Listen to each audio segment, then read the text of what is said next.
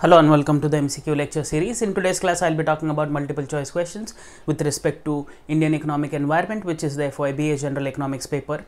And in this class, I'll be discussing some more MCQs from chapter 3, which is Industrial Environment in India. So let's get started. The first question is, which of the following denotes the characteristics of industrial labor? Here I'm specifically asking about the characteristics of industrial labor, and the underlying options are: labor is a perishable factor, labor can't be separated from laborer, labor is mobile, and all of the above. So in a sense, all these three, that is labor is perishable, labor is mobile, and labor cannot be separated from laborer, are in a sense characteristics of industrial labor in India, and therefore all of the above, or option D, is the correct answer to this particular question.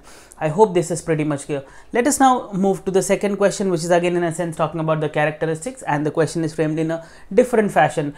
Characteristics of industrial labor incorporates or includes what? So similar sort of question, and the underlying options are: labor is an active factor of production, labor is both means as well as ends of production, labor is a heterogeneous factor, and all of the above. So again in this question, all these three, that is labor is an active factor of production, labor is heterogeneous, and it is both means as well as ends to the process of production, are in a sense talking about characteristics of industrial labor in India, and therefore option D, which is all of the above, is the correct answer. So I hope these two questions covers all the characteristics, that is all 6 characteristics of labor or industrial labor per se. That is, labor is a perishable factor, labor is mobile, labor cannot be separated from laborers, labor is an active factor of production, labor is a heterogeneous factor, and labor is both means as well as ends of process of production.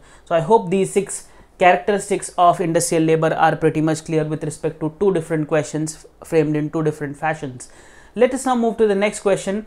Dash is termed as a dispute or conflict or difference of opinion between management and workers in terms of employment. What can be termed as this sort of situation wherein there is a dispute or disagreement or conflict or difference of opinion between the management as well as the workers with respect to conditions of employment? Whether you call that to be industrial policy, whether you call that to be industrial dispute, whether you call this process to be industrial growth or industrial labor. Now this is pretty much clear that it is a difference of opinion happening between 2 individual parties, and therefore it is nothing other than industrial dispute. So I hope this is pretty much clear. This is a definition sort of a question, and you might experience such questions in the university exams. So please pay attention to such questions. Industrial dispute is termed as a dispute or conflict or difference of opinion between the management and workers in terms of employment conditions or employment per se. So I hope this question is also pretty much clear. Let us now move to the next question, which is talking about which of the following can be cause of industrial dispute. Now we have seen what industrial dispute means, but what can be the possible causes of industrial dispute?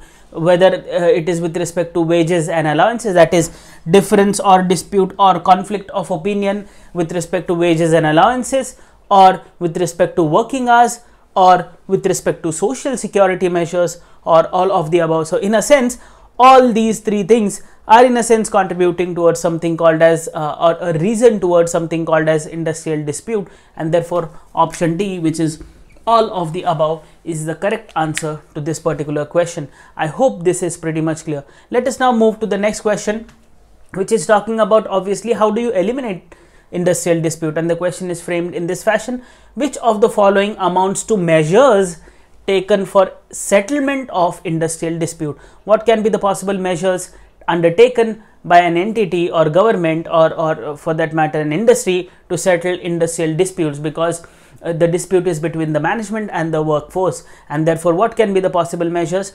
Whether it is with the help of welfare officer, whether it is help of stable labor union, whether it is the help of industrial tribunals, and all of the above. So these are all in a sense measures or in a sense some arrangements which are working towards settlement of dispute between the management and the workforce, which is termed as industrial dispute, and therefore labor or welfare officer, labor union, industrial tribunal, all these are the correct all these are the correct measures taken for settlement of industrial dispute, and therefore all of the above is the correct answer.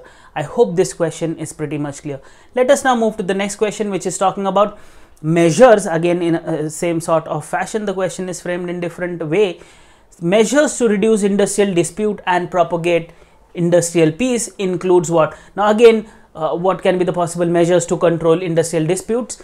The question is just slightly twisted, and therefore let us see what can be the possible options.